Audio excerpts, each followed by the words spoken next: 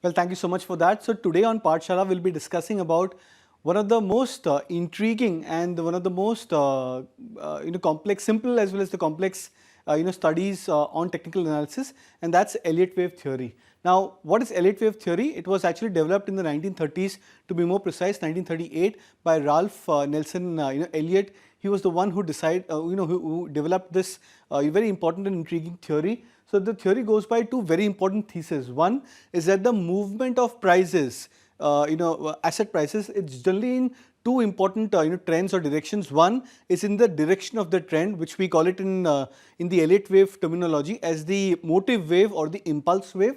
And the second is that in a rally phase or in a trend of a direction, there is always a correction in between, and those corrections are generally against the motive wave or the impulse wave. We'll discuss that in detail. So motive waves is generally broken down into 5 waves, so which goes in the direction of the trend. The corrective waves are broken down into A, B, C, which is into a corrective trend to the impulse or to the motive wave.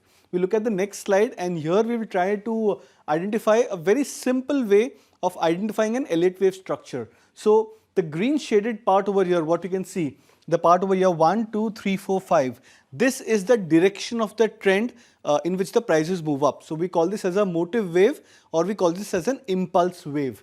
The corrective part of this wave, so in the larger scheme of things, when you look at the prices move up into 5 stages up, 3 stages down, and then the same trend repeats on more longer term basis, longer term chart time scales as well. So we call this 5 wave structure as a motive wave, and we call the 3 waves on the downside, that's A, B, C, as a corrective wave. This is a very simple nomenclature of how Elliott wave terminology or the wave gets broken down into. The feature of the 2 waves, which is motive wave as well as corrective wave, is for motive wave, as I said, it's also called as an impulse wave. So by the term impulse, you can gauge that it generally moves towards the direction of the trend. The impulse wave can be further subdivided into 5 different waves as well.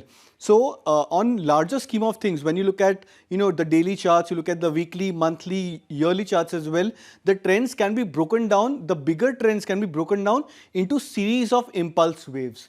Then we look out for the next important wave, which is the corrective wave. The corrective waves are typically a bit harder to spot, but they are, as I said earlier, that they are exactly contrary to the trend direction with the impulse wave. So this is just the basic nomenclature of how Elliott wave trends generally gets developed, and what is the basic nomenclature. In the due course of upcoming Pathshala sessions, I would be covering up in detail how the Elliott wave structure works. How do you try and determine the waves 1, 2, 3, 4, 5? What are the typical features of the waves? For example, the wave 1, wave 3, wave 5.